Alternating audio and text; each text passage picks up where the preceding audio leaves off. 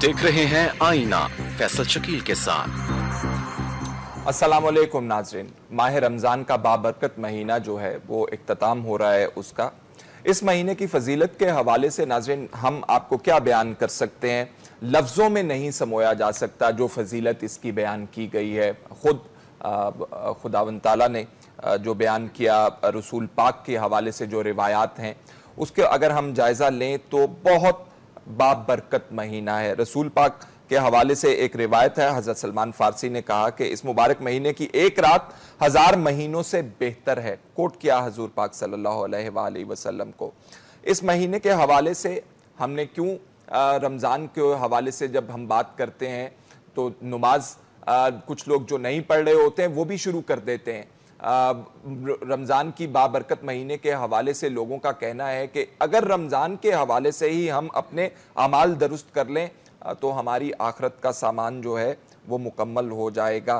हम इस हवाले से बात करेंगे, अपने मेहमानों का आपसे तारुफ कराए देते हैं। मजहबी स्कॉलर्स हैं मुफ्ती ज़मीर अहमद साजिद साहब, इलामा अब्दुल कदूस मोहम्मदी साहब, उनके साथ तशरीफ़ रखते हैं इलामा अमीन शहीदी साहब और मुफ्ती गुलजार अहमद नईमी साहब। बहुत बहुत शुक्रिया आपका तशरीफ़ लाने का। रमज़ान के महीने का फ़लसफ़ा हम जानना चाहते हैं आपसे। अशरों में भी तकसीम किया जाता है, ओवरऑल हम फ़लसफ़े की बात करना चाहते हैं आज रमज़ान के हवाले से। इबादत और भी हैं, इसकी फजीलत के हवाले से बहुत सारा कुछ कहा गया है, क्या कहते हैं, इसका फ़लसफ़ा क्या है? बिस्मिल्लाहिर्रहमानिर्रहीम। जिस तरह माल की ज़कात होती है और एक साल के बाद माल से ज़कात अदा करने के बाद माल पाक हो जाता है, ठीक इसी तरह से जिस्म की ज़कात रोज़ा है। और जो लोग रोज़ा पूरे एहतमाम के साथ रखते हैं, पूरे आदाब के साथ रखते हैं, तो वो भी पाक हो जाते हैं। माह रमज़ान शरीफ की फजीलत और इसके बरक़ात तो इतने ज़्यादा हैं कि उसको इस मुख्तसर वक्त में हम बयान नहीं कर सकते हैं। लेकिन अगर इस पर तायराना निगाह डाली जाए तो ये माह मुबारक रहमत का महीना है, ये मग़फ़िरत का महीना है, ये जहन्नम से आज़ादी का महीना है। इस माह मुबारक में लैलतुल क़द्र है, इस माह मुबारक में इत्काफ़ है, इसी माह मुबारक में अज़ीम शख्सियात की शहादत है। और ये वो माह मुबारक है कि सरकार दो आलम सल्लल्लाहु तआला अलैहि वसल्लम ने इस माह मुबारक के आने से पहले एक बड़ा तवील खुतबा इरशाद फरमाया था, जिसका आपने भी इशारा किया है। उसमें आपने रोज़े के हवाले से ये भी फरमाया है कि रोज़ा माह रमज़ान जो है ये सब्र का महीना है और सब्र का बदला जन्नत है। फिर आपने ये भी फरमाया है कि इस माह रमज़ान में जो शख्स भी कोई नफली नेकी का काम करेगा तो अल्लाह तबारक व तआला उसको फ़र्ज़ के बराबर सवाब देगा और जो फ़र्ज़ अदा करेगा तो अल्लाह ताला उसको 70 फ़र्ज़ों के बराबर सवाब देगा। फिर इसी तरह से इसमें यह भी बताया गया है कि ये बाहमी गमगुसारी का और भाईचारे का महीना है।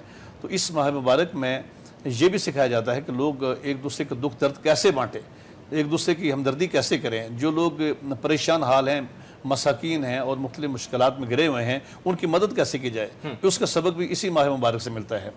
यहाँ तक कि जब सरकार दो आलम सल्लल्लाहु तआला अलैहि वसल्लम ने ये फरमाया है कि माह रमज़ान शरीफ में जो शख्स किसी रोज़ादार का रोज़ा इफ्तार करवाएगा के बराबर सवाब दिया जाएगा, तो सहाबा कराम हैरान हो गए और उन्होंने ताज्जुब में आकर ये सवाल किया कि या रसूल अल्लाह सल्लल्लाहु तआला अलैहि वसल्लम, हम में से हर कोई तो इफ्तार नहीं करवा सकता है, तो वो सवाब कैसे पाएंगे? तो आपने फरमाया है कि अगर किसी ने खजूर के एक दाने से या उसने पानी के एक घूंट से, दूध का जिक्र भी आता है कि अगर किसी का रोज़ा इफ्तार करवाया है तो उसको भी रोज़ादार के बराबर सवाब मिलेगा। तो इस महीने की जो बरक़ात हैं ज़ाहिर है वो बहुत ज़्यादा हैं। और जो लोग इससे वैसे गुजर जाते हैं, माह रमज़ान आया है और उन्होंने इसका एहतराम नहीं किया है, वो तमाम वो ममनुआत का इर्तिकाब करते रहे जो माह रमज़ान के अलावा भी मना थी, तो वो इससे वैसे गुजर जाते हैं जैसे तीर शिकार से गुजर जाता है और उसको कुछ खून नहीं लगता है। इसी तरह से वो इससे गुजर जाते हैं। माह रमज़ान शरीफ की जो बरक़ात हैं और जो अल्लाह तबारक व तआला ने इसमें अज़मतें और रखी हुई हैं, उसका उसे कोई फ़ायदा नहीं होता। लेकिन जो लोग अल्लाह के रज़ा के लिए रोज़ा रखते हैं और अल्लाह के रज़ा के लिए पूरे आदाब के साथ माह रमज़ान शरीफ का एहतमाम करते हैं, तो वो गुनाहों से पाक हो जाते हैं। ठीक है अल्लामा साहब, अब ये बताइएगा, इबादत और भी हैं, अल्लाह ताला को इबादत, एक आम सवाल किया जाता है, अल्लाह ताला को इबादत की ज़रूरत नहीं, तो ये किसके लिए हैं तमाम इबादत? देखें जी, बिस्मिल्लाहिर्रहमानिर्रहीम, बुनियादी तौर पर ساری عبادات انسان کے فائدے کے لیے، انسان کی اصلاح کے لیے، لیکن جب ہم روزے کی بات کرتے ہیں تو یہ روزہ ایک ایسی عبادت ہے کہ جو انسان کی بنیادی طور پر مشق ہوتی ہے۔ اس میں اللہ رب العزت نے قرآن کریم میں اس کی حکمت بیان فرمائی اور ارشاد فرمایا یا ایھا الذین آمنوا کتب علیکم الصیام کما کتب علی الذین من قبلکم لعلکم تتقون، اے ایمان والو تمہارے اوپر روزے فرض کیے گئے جیسے پہلے لوگوں پر فرض کیے گئے تھے۔ مقصد کیا ہے؟ لعلکم تتقون، تاکہ تم متقی ہو جاؤ، پرہیزگار بن جاؤ۔ یہ ایک قسم کی مشق ہے کہ ایک مسلمان، ایک انسان جب روزہ رکھتا ہے تو روزے کی حالت میں جو جائز چیزیں ہیں، کھانا جائز ہے، پانی پینا جائز ہے، اس کے بارے میں اللہ رب العزت کا امر آ گیا کہ یہ نہیں کھانا، نہیں پینا۔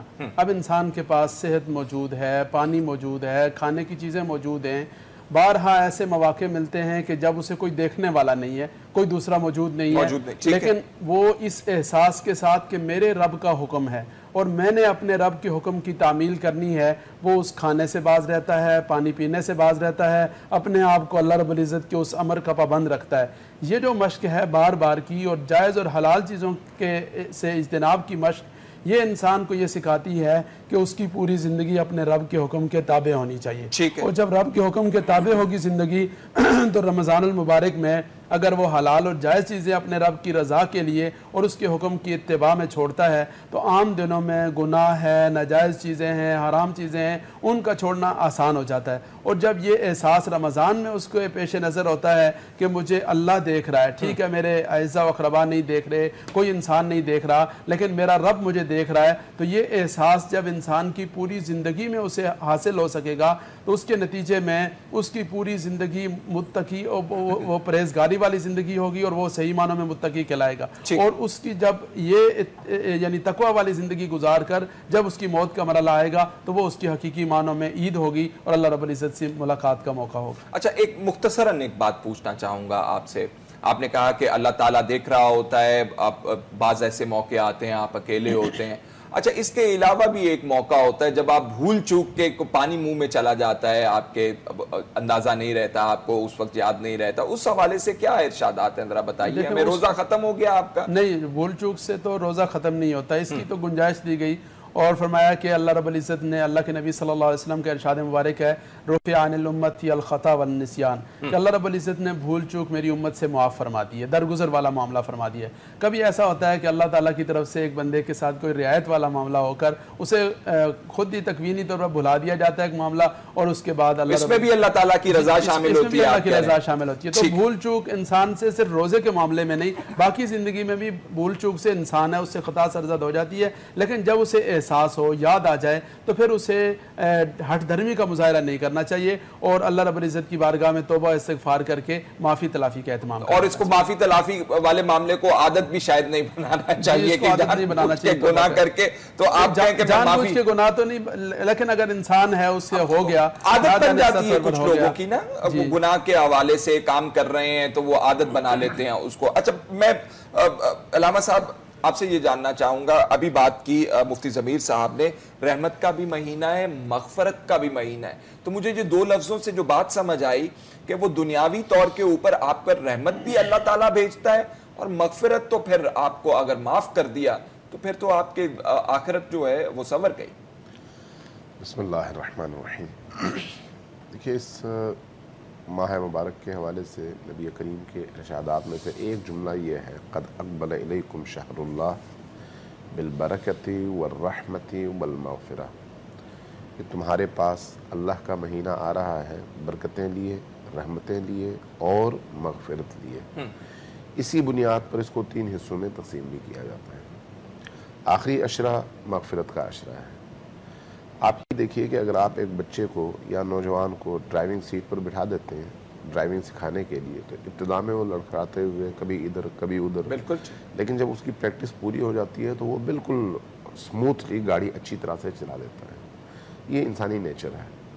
رمضان المبارک کے 30 دن میں 20 دن جب انسان اپنی زبان کو، اپنی سماعتوں کو، اپنے کان کو، اپنی آنکھوں کو، اپنے باقی اعضاء و جوارح کو ہر حرام سے روکے گا، صرف کھانے سے نہیں، صرف پینے سے نہیں، 20 دن کی مسلسل پریکٹس کے بعد وہ اس مقام پر پہنچ جاتا ہے کہ اب وہ اللہ کے علاوہ کچھ نہ سوچے۔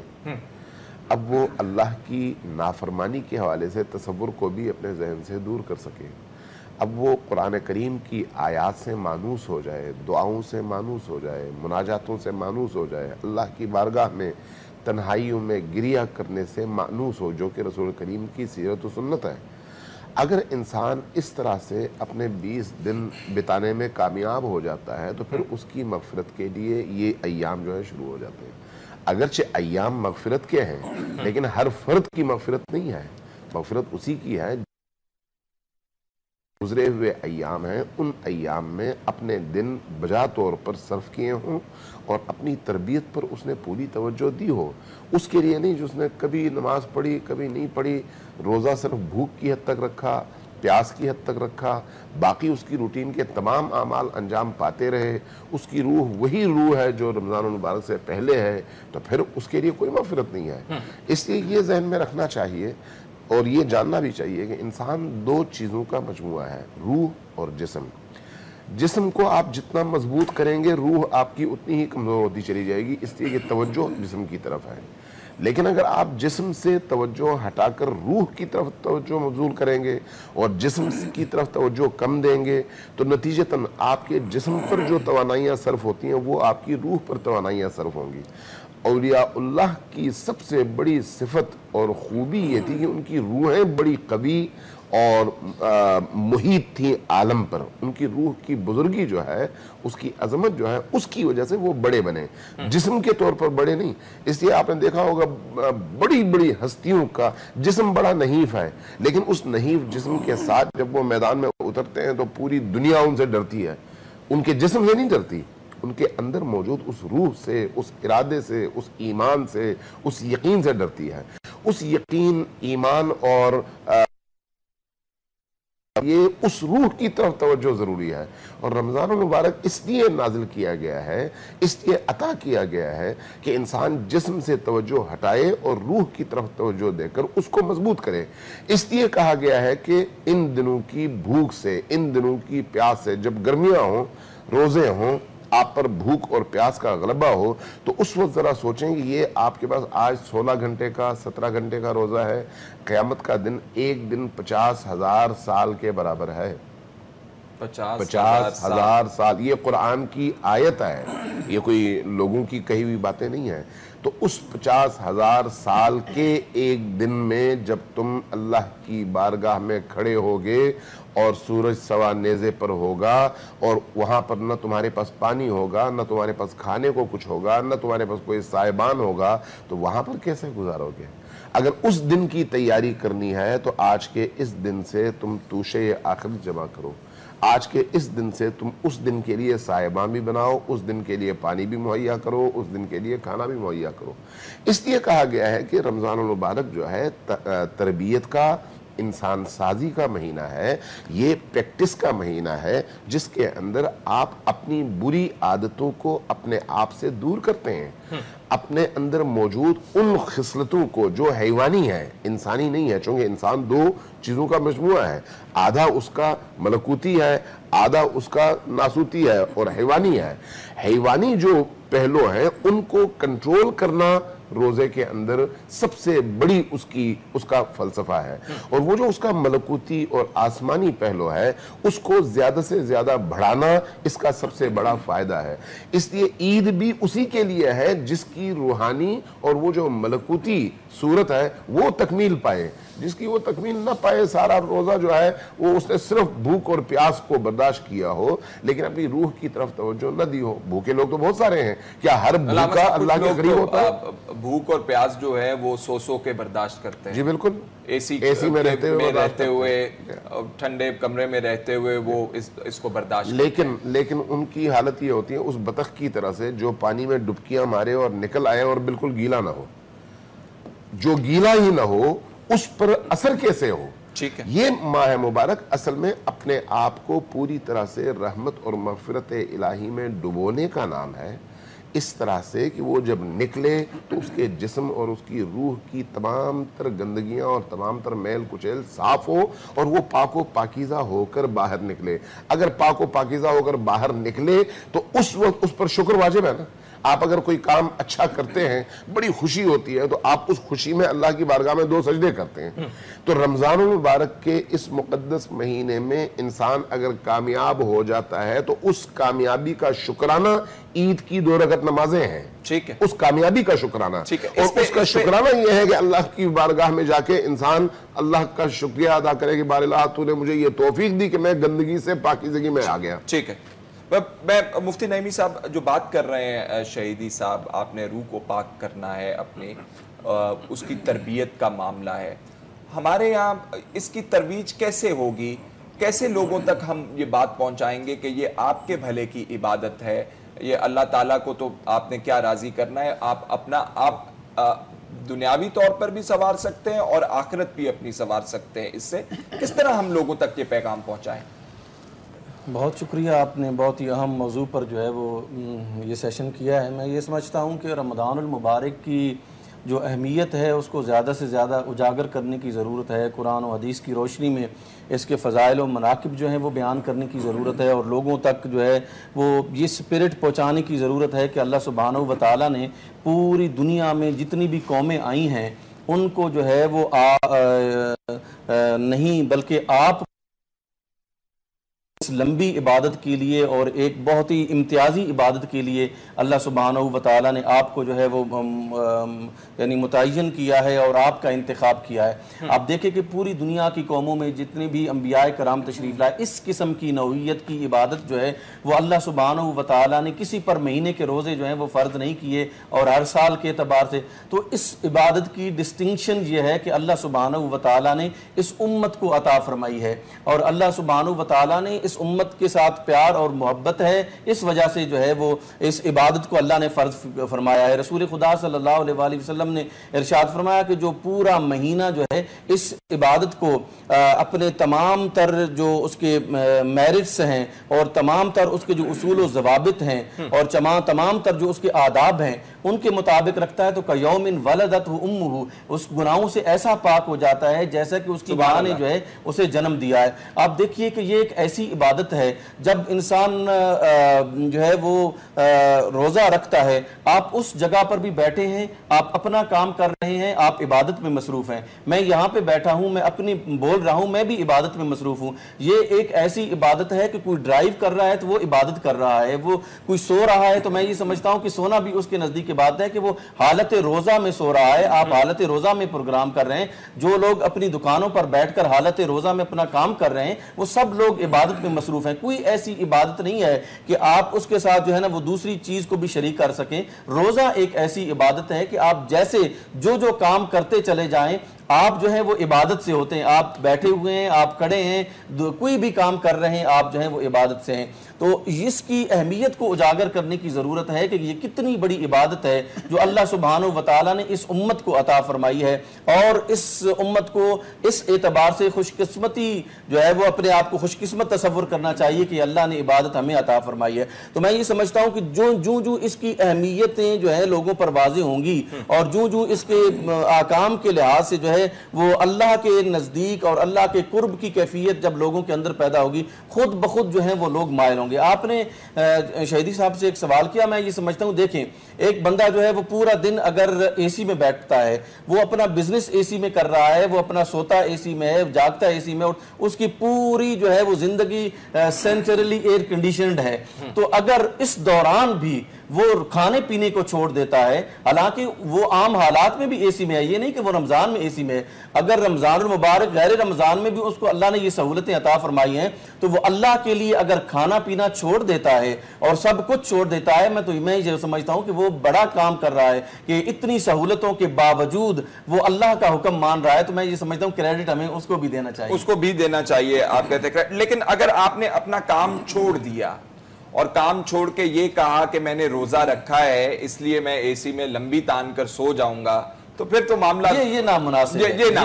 یہ بات ہم نے شہیدی صاحب سے, میں ایک بریک لے لوں اگر آپ اجازت دیں, تو کافی وقت ہو گیا, بریک کا وقت ہو گیا. ناظرین واپس آتے ہیں, ایک چھوٹے سا بریک لے لیں.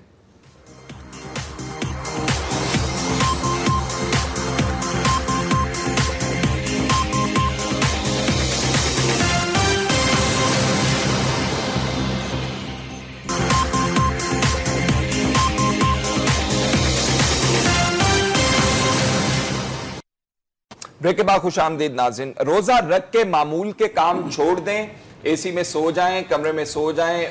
अल्लामा शहीदी साहब क्या कहते हैं आप इस हवाले से? आप मैं बड़ा अभी लतीफ मुफ्ती साहब ने बात की इस हवाले से, बहुत खूबसूरत बात की। मैं एक लतीफ नुक्ता बयान करना चाहता हूँ। देखें, खुद इसी खुतबे में जो शाबान का खुतबा है रसूल पाक सल्लल्लाहु अलैहि वसल्लम का, उसमें आपने फरमाया कि वन्नौमुकुम फीही इबादा व अनफासुकुम फीही तस्बीह। तुम्हारी नींद इस माह मुबारक में इबादत है और तुम्हारी सांसें तस्बीह शुमार होती हैं। अब इसका क्या मतलब है, इसको समझने की जरूरत है। यानी अगर तुम गफलत की नींद से सो जाओ तब भी अल्लाह की रहमत की मौजें इतनी ज्यादा हैं कि तुम्हें उस गफलत की नींद में भी, चूंकि तुम रोजे से हो, तुम्हारे सोने को उसने इबादत करार दिया, जबकि उसमें कोई इबादत नहीं थी, अल्लाह ने इबादत करार दिया है। ठीक इसी तरह से वो सांसें जिस पर तुम्हें इख्तियार कोई नहीं है, आप अपनी मर्जी से ना सांस ले सकते हैं ना रोक सकते हैं, रोकना चाहेंगे तो मर जाएंगे, लेकिन वो सांसें जिस पर तुम्हें इख्तियार नहीं है उसको अल्लाह ने तस्बीह खुदाबंदी करार दिया। जैसे इंसान कुरान पढ़ रहा हो, आयात पढ़ रहा हो, विर्द कर रहा हो, जिक्र कर रहा हो, तस्बीह करार दिया। इसका मतलब ये है कि अगर तुम न सोओ और अल्लाह की इबादत करो तो, अल्लाह के मखलूक की खिदमत करो तो, अल्लाह के मखलूक को मुश्किलात से निकालने के लिए अगर जिद्दोजहद करो तब, अगर सोने की जगह ये जो काम है जो आपके अपने इख्तियार में नहीं है उसको भी अल्लाह ने जब तस्बीह और इबादत करार दिया, तो फिर जब तुम इरादतन शऊर के साथ अल्लाह के मखलूक की खिदमत के लिए मैदान में आओगे तो उसका कितना ज्यादा तुम्हें अजर मिलेगा और किस मकाम पर तुम्हें फायज किया जाएगा। बिल्कुल ठीक है। मैं मुफ्ती ज़मीर साहब आपसे ये जानना चाहता हूँ कि आजकल का दौर जो है बहुत मसरूफ दौड़ लगी रहती है इंसानों की कि आप कमाएं, अपने बच्चों के लिए लेके आएं। इसमें अब अभी अल्लामा शहीदी साहब कह रहे थे कि अगर आपने रोज़े को गुजारना है तो फिर उसके तमाम लवाजमात भी पूरे होने चाहिए। नमाज बाज़ दफ़ा कज़ा हो जाती है, कुछ लोग का ख्याल है कि हम शाम के वक्त इकट्ठी अदा कर देंगे, कुछ लोग कहते हैं 2 अदा कर देते हैं, 1 पढ़ ले। ये ज़रा थोड़ा सा बयान कीजिए, इसके हवाले से क्या अहकामात हैं? देखिए, इस सिलसिले में जो इस्लाम का तस्वुर इबादत है उसको समझने की ज़रूरत है। इबादत ये है कि सरकार दो आलम रहमतुल्लिल आलमीन सल्लल्लाहु अलैहि वसल्लम ने फरमाया है कि अंत अब्दुल्लाह कान्नका तराहु फ़इल्लम तकुन तराहु फ़इन्नहु यराका, कि तू अल्लाह की इबादत इस तरह कर जैसे कि तू अल्लाह को देख रहा है, और अगर तू अल्लाह को नहीं देख रहा तो यकीनन अल्लाह तुझे देख रहा है। तो जब इंसान के अंदर ये कैफियत पैदा होती है तो दुनियावी मामलात और काम काज जो है वो उससे अल्लाह की याद भूलने नहीं देते हैं। उसका दिल इस कदर बेदार हो चुका होता है और उसकी आंखें इस कदर रोशन होती हैं कि वो तमाम हक़ाइक़ को अपनी आंखों से देख रहा होता है, उसको अपनी ज़ाहिरी और बातनी आंखों से देख रहा होता है कि वो हर काम करते हुए दुनियावी सारे मशागिल में मसरूफ़ भी रहता है, लेकिन वो अल्लाह तबारक व तआला की याद भी रखता है। अलबत्ता जो चीज़ें अल्लाह तबारक व तआला ने मुकर्रर फरमाई हैं, उनके औकात मुकर्रर फरमाए हैं, उसमें तसाहुल नहीं करना चाहिए कि एक आदमी ये है, जैसे आपने कहा कि नमाज़ छोड़ देते शाम को इकट्ठी पढ़ लेंगे, कज़ा कर लेंगे, ये कोताही है। और ये बातें इसलिए पैदा होती हैं कि बहुत सी चीज़ों पर हमारा ईमान तो है लेकिन हमारा जो यकीन है वो नहीं है।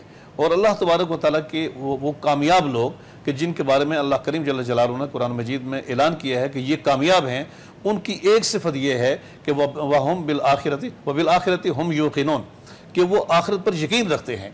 अब आखिरत पर यकीन रखने का माना क्या है कि आखिरत पर ईमान तो सबका है लेकिन आखिरत पर यकीन रखने की ज़रूरत है। जिस तरह से आपने देखा है कि हम चलती हुई गाड़ी के आगे नहीं आते हैं क्योंकि हमें पता है, यकीन है कि ये हमें मार देगी।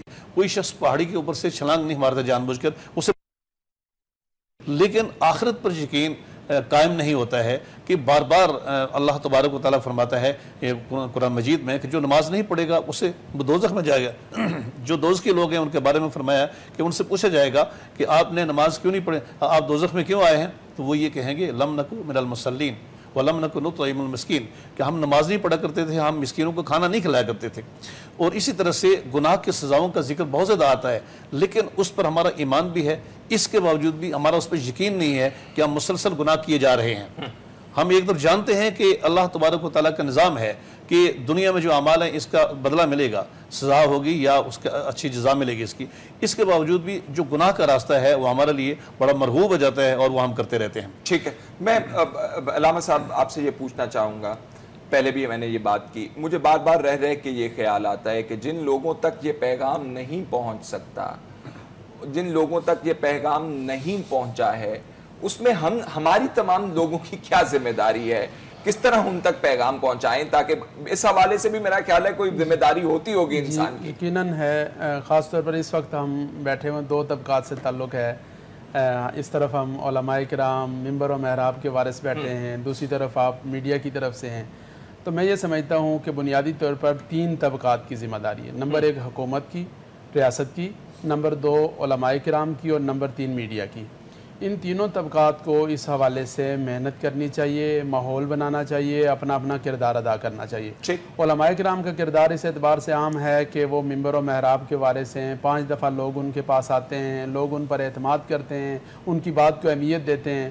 تو ہمارے ممبر و محراب سے جو روزہ ہے اس کے فضائل, اس کے اثرات, اس کے سماجی اثرات, خاص طور پر ہم روزے کے جو سماجی اثرات ہیں ان کو عموماً ہمارے یہاں ڈسکس نہیں کیا جاتا, اس کے جو فوائد ہیں ان پر زیادہ بات نہیں ہوتی. تو ہم اسے ذرا اہمیت کے ساتھ, اس کا جو فلسفہ ہے, مقاصد ہیں, اس کے آداب ہیں, اس کے جو تقاضے ہیں, اور روزے کی وجہ سے انسانی زندگی پر اور سماج پر جو اثرات مرتب ہوتے ہیں ان پر زیادہ سے زیادہ ممبر و محراب سے بات ہونی چاہیے. اور صرف ممبر و محراب سے جمعہ میں یا دروس میں نہیں, بلکہ ہر مجلس میں. آج کل ماشاءاللہ افطاری کی مجالس ہو رہی ہوتی ہیں, دروس قرآن کی ہو رہی ہوتی ہیں, اعتکاف میں لوگ بیٹھے ہوتے ہیں, ختم قرآن کریم کی محافل ہو رہی ہوتی ہیں. تو ماشاءاللہ رمضان المبارک کے مہینے میں ایک بڑا اچھا ماحول ہوتا ہے.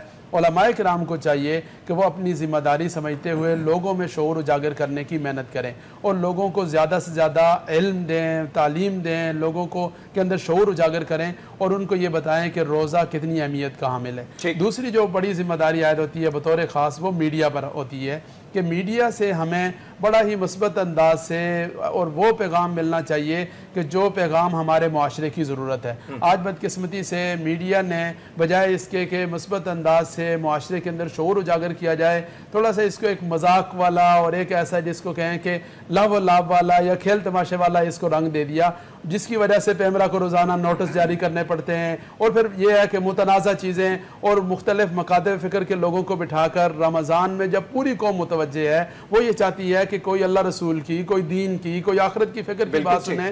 ہمارے ہاں بدقسمتی سے یہ طرز عمل ہو گیا کہ ہم مختلف مکاتب فکر کے لوگوں کو بٹھا کر وہ چیزیں کہ جو بگاڑ پیدا کرتی ہیں, جو انتشار پیدا کرتی ہیں, ان کو ڈسکس کرتے ہیں.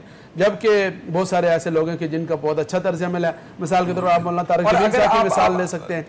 بگاڑ والی اگر آپ نے بات بھی کرنی ہے تو اس کا مثبت پہلو ہونا چاہیے. بگاڑ والی چیز کو بگاڑ کے لیے اگر آپ نے ڈسکس کرنا ہے, لوگوں کی نظر کے لیے کہ لوگ آپ کو دیکھیں, آپ اس کو پھیلائیں اور آپ کی بڑی واہ ہو, تو پھر میرا خیال ہے وہ ریٹنگ کے لیے اور دیگر مقاصد کے لیے جو ہو رہا ہے اس وقت خاص طور پر ہمیں اس پہلو پر بحثیت مجموعی, اور میں یہ سمجھتا ہوں بگاڑ والی چیزوں پہ بھی بات ہونی چاہیے نا, یقیناً ہونی چاہیے, لیکن اس ماحول میں ہونا چاہیے, اس کے ٹھیک کرنے کے لیے ہونی چاہیے. میں اس سے اتفاق کرتا ہوں.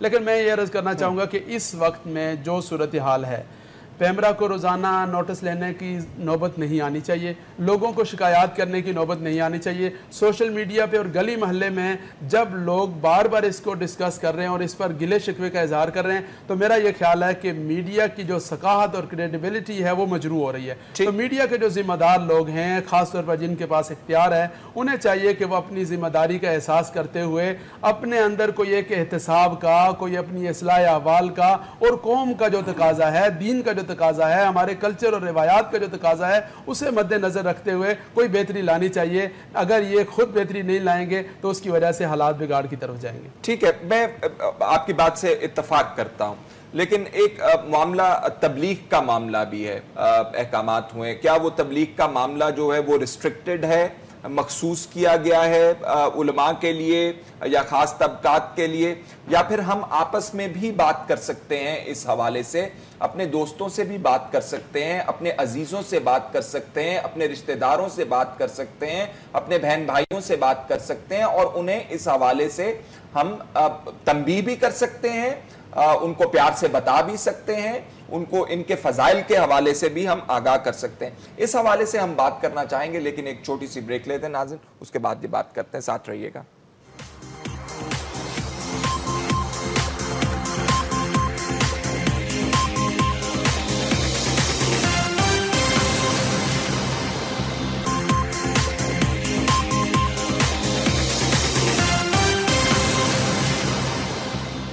بریک کے بعد خوش آمدید ناظرین.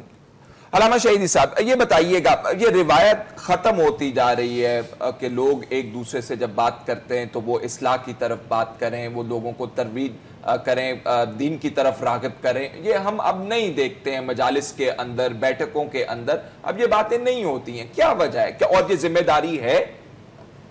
دیکھیں, اگر اسلامی پوائنٹ آف ویو سے آپ دیکھیں تو نبی کریم صلی اللہ علیہ وآلہ وسلم کے دور اقدس میں جو لوگ تھے ان لوگوں میں ہر بندہ ہر کام کا تھا.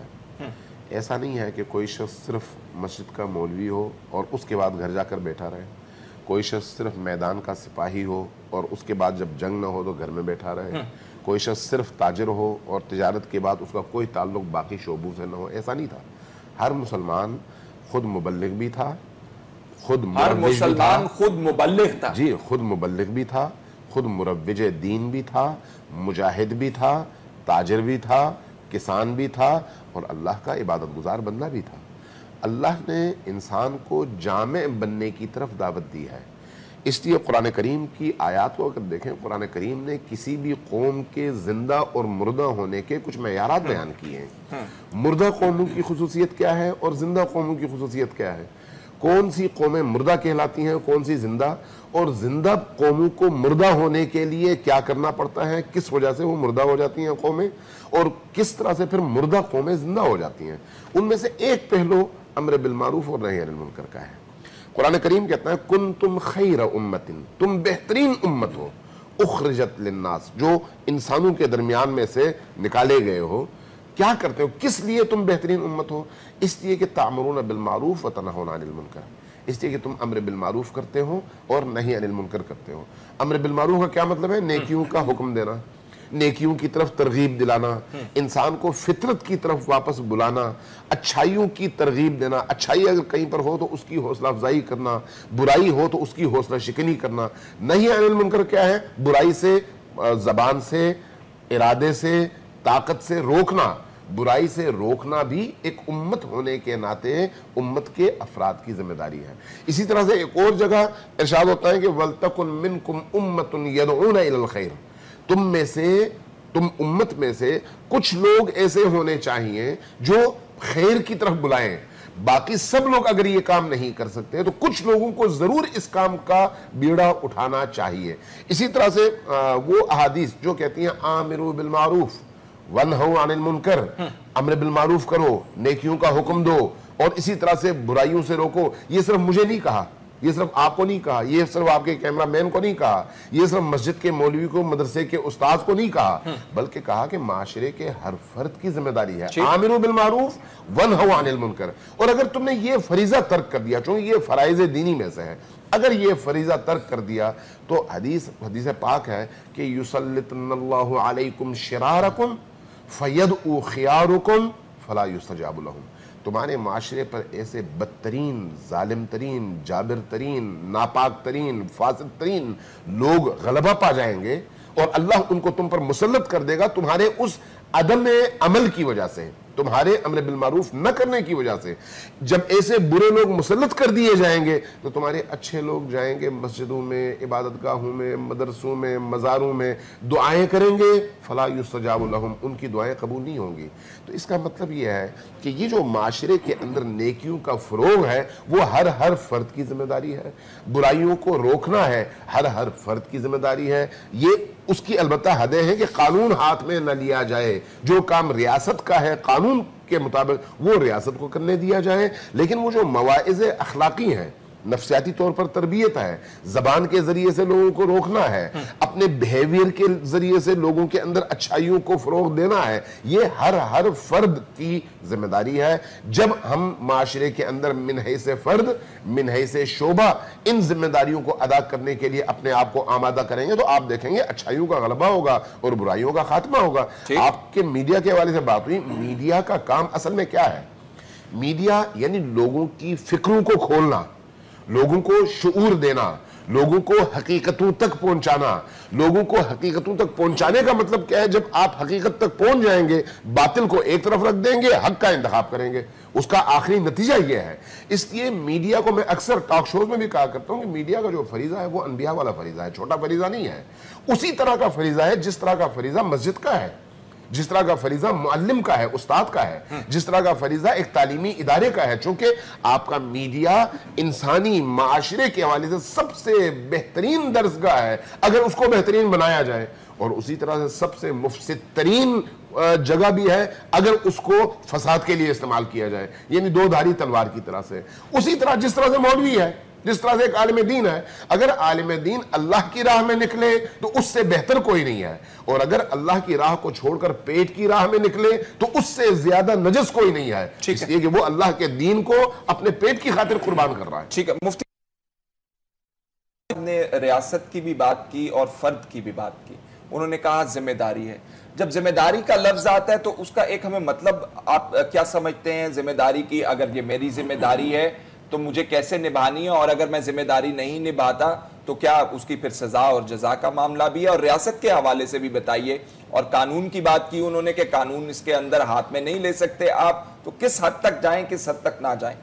دیکھیے, اس سلسلے میں گزارش ہے کہ انسان کا بحیثیت مسلمان سب سے بڑا فریضہ جو ہے وہ امر بالمعروف اور نہی عن المنکر ہے. یہاں سے ہی معاشروں کی فسادات جنم لیتے ہیں, یہاں سے ہی معاشروں کی اصلاح جو ہے وہ پیدا ہوتی ہے, جیسے کہ شہیدی صاحب نے بڑی تفصیل کے ساتھ اس پر گفتگو کیا ہے. تو مومن کی نشانی جو ہے وہ اللہ سبحانہ و تعالی نے سورہ عصر میں بھی بیان فرما دی کہ وَتَوَاصَوْا بِالْحَقِّ وَتَوَاصَوْا بِالصَّبْرِ, کہ وہ حق کی ایک دوسرے کو نصیحت کرتے ہیں, جو درست بات ہے اس کی نصیحت کرتے ہیں. اور یہ ٹرینڈ جو ہے وہ کہاں سے سیٹ ہونا چاہیے؟ اس کی سب سے بڑی اور خوبصورت جگہ فرام دا ٹاپ ہے کہ ہمارے جو سیاسی قائدین ہیں, ہمارے جو حکمران ہیں, ان کو جو ہے وہ ایک ماڈل کے طور پر لوگوں کے سامنے پیش ہونا ہوگا. مجھے تو شہیدی صاحب کی بات رہ کے یاد آ رہی ہے کہ اللہ تعالیٰ مسلط کر دیتا ہے. جی بالکل بالکل درست ہے. تو یہ جو مجھے تو مسلط لگتے ہیں, مسلط ہے نا, یہ تو یہ بالکل مسلط ہے. ایسے حکمران جو ہے جو ہر روز کسی نئے سکینڈل میں جو ہے وہ پھنسے ہوتے ہیں. ایک سکینڈل نکلتا ہے پاناما کا, پھر دوسرا, پھر تیسرا, پھر چوتھا, پانچواں. تو یہ تسلط نہیں ہے تو اور کیا ہے؟ یہ ہمارے اور ریاست کو اس حوالے سے لوگوں کو کیا میسج دینا چاہیے؟ کیا وہ ریاست آپ کو یہ کام کرتا ہوا نظر آتی ہے؟ یہ ریاست کا پہلا کام یہ ہے کہ برائیوں کا خاتمہ کی جانب جو ہے وہ اپنے وسائل استعمال کرے اور اچھائیوں کے فروغ کے لیے کام کرے.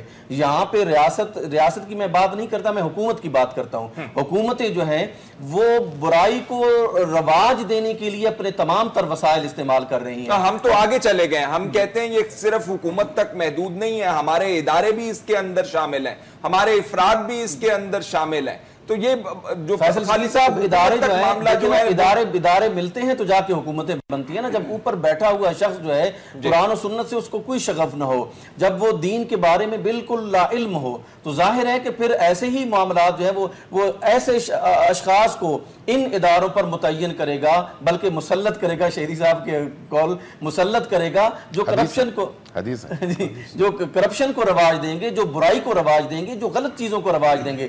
ایک نیک آدمی سے آپ یہ تصور نہیں کر سکتے کہ وہ برائی کی افزائش کے لیے جو ہے وہ کام کرے گا. ایک نیک آدمی سے جو ہے وہ تصور یہی کریں گے کہ وہ اچھائی کرے گا. آپ جیسا بیجیں گے ویسا ہی اس کی فصل جو ہے وہ کاٹے گی. اس میں کوئی شخص نہیں ہے کہ کبھی کسی نے نہیں دیکھا کہ آم کے درخت پر کبھی جو ہے وہ انگور نہیں لگتا ہے. ٹھیک ہے نا جی, جب آپ دیکھیں گے کہ آم کے درخت ہی لگے گا. برائی کو بیجنے والے لوگ جو ہیں وہ اس معاشرے سے کبھی بھی یہ خیال نہ کریں کہ وہ اچھائی جو ہے وہ لے کے آئیں گے. تو حکمران جو ہیں وہ اللہ کا خوف کریں اور اللہ کو حاضر ناظر سمجھیں کہ وہ ہمارے تمام اعمال کو دیکھ رہا ہے. آج آخرت کے تصور سے جو ہے نا وہ دنیا کیوں یعنی عوام الناس جو ہے وہ دور ہو گئی ہے, اس وجہ سے کہ ہمارے حکمرانوں نے کوئی ایسا ٹرینڈ سیٹ نہیں کیا کہ لوگوں کو یہ کہیں کہ کل آپ نے اپنے رب کے سامنے جواب دینا. آج خود یہ لوگ ایسی زندگی گزار رہے ہیں جیسے انہوں نے اپنے رب کو جواب ہی نہیں دینا ہے. آج کی اس دنیا میں جو ہے وہ جہاں مٹیریلزم جو ہے وہ اپنے تمام تر جو ہے وہ حسن کے ساتھ موجود ہے. مٹیریلزم کی طرف ہر چیز جو ہے وہ جا رہی ہے, روحانیت کوئی روحانیت کی بات نہیں ہو رہی. بالکل مفتی ضمیر صاحب نے بھی اس حوالے سے اشارہ کیا تھا. میرے پاس وقت کم ہے اس پروگرام کے لیے. میں چاہوں گا کہ جو آج ابھی نقطہ اٹھایا گیا تبلیغ کے حوالے سے, ایک دوسرے کو بھلائی کی ترغیب کے حوالے سے, اس کے اوپر مفصل ہم ایک اور پروگرام کریں آنے والے وقتوں کے اندر. اس وقت پروگرام کا وقت ختم ہوا جاتا ہے. ناظرین, فیصل شکیل کو اجازت دیجیے. اللہ حافظ.